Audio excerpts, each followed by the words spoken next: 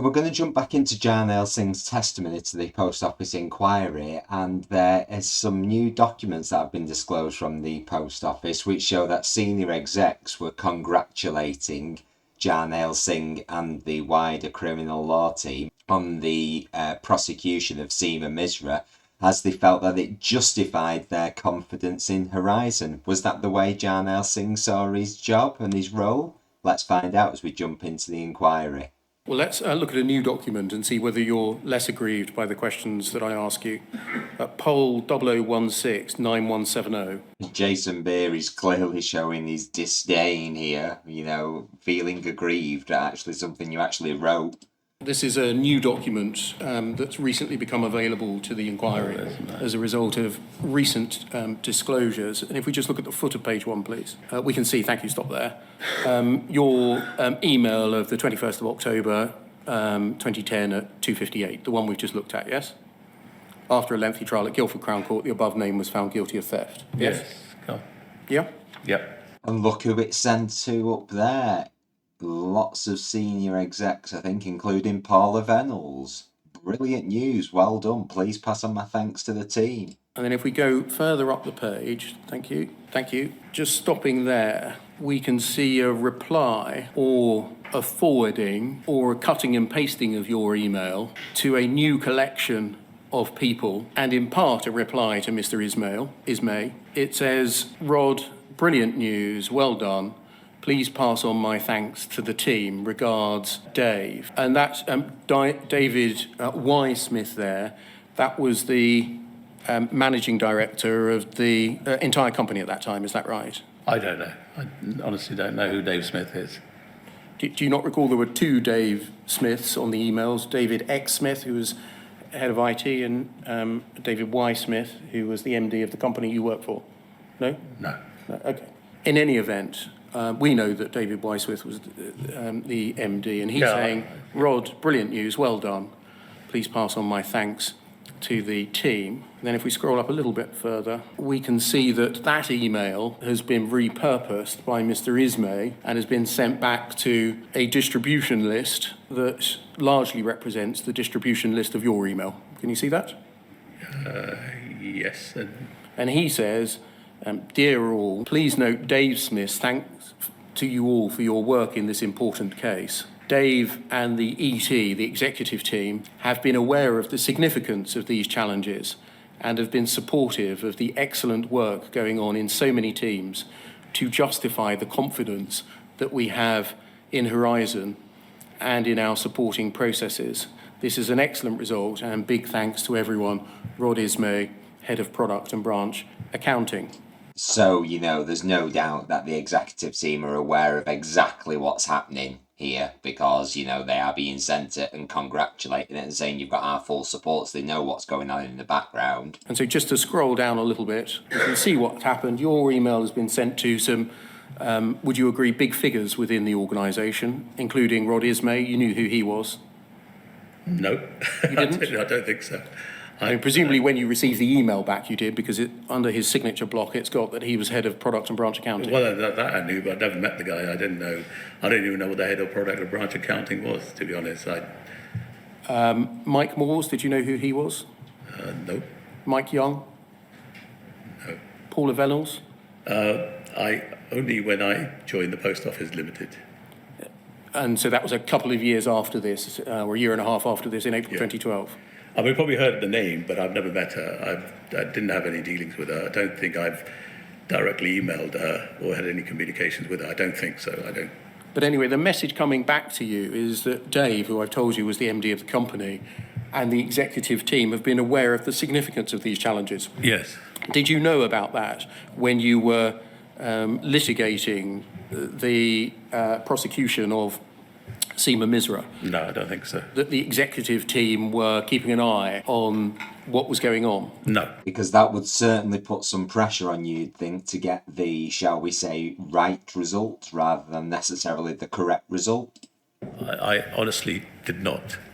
I just dealt with it in the normal scheme of things. I mean, obviously it was complicated and difficult, but I didn't know, that there was a, big interest. I mean, I assume it would be, but because the post office are relied on Horizon because it's it was there tailor-made for their business. I don't know, 12, 13, 14,000 units they had at the time.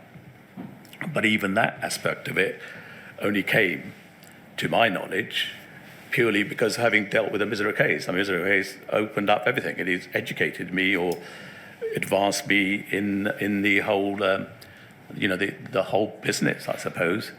I didn't know anything about, the way the system was put together. Is the way that Mr. Ismay describes your work as justifying the confidence we have in Horizon accurate? I don't know. Well, I don't know what he thought, but I mean, certainly. Did you see it as your job to justify the confidence that the organisation had in Horizon? No. Was the prosecution an exercise in justifying an existing belief, an existing confidence in the Horizon system? No. That is not the way I handle this case. You see that's how Mr. Ismay seems to have viewed it. Yeah, but then I can't, control what he thinks or he doesn't think. This is more than a pat on the back, isn't it? A congratulatory email about the outcome of one prosecution case. Well, that's many others. I just went on with my business. I mean, went on to start doing it with the other case. Case was left. Presumably you didn't receive emails from exalted company like this very often at the end of each successful prosecution case, did you? To be honest, I don't really, I don't know how to put it. I'm not really into all this sort of side of things. I'm not a public sort of person. I didn't think anything of that. I mean, I don't know whether I saw it. I even read it once maybe when it came in, closed it. And I think a lot of the time I'm not really IT sort of person. I had a desktop on my desk, but I don't think I paid much attention to it. I was a traditional old school lawyer, and I don't think this sort of thing is not for me. And you can make whatever interpretations you like, but that's not what this was. I mean, I actually tried to assist Mrs. Misra in every respect I could when she said she wasn't good at IT. I actually, for the first time, I think, got her HR record to hopefully, fingers crossed, that proved that she wasn't.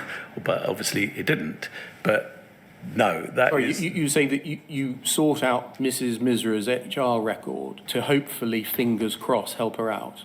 Help her, assist her in the sense that she was saying whatever she was saying, that she wasn't good with the, with the IT side of it or whatever it is. I'd ask you to remember that answer. I will.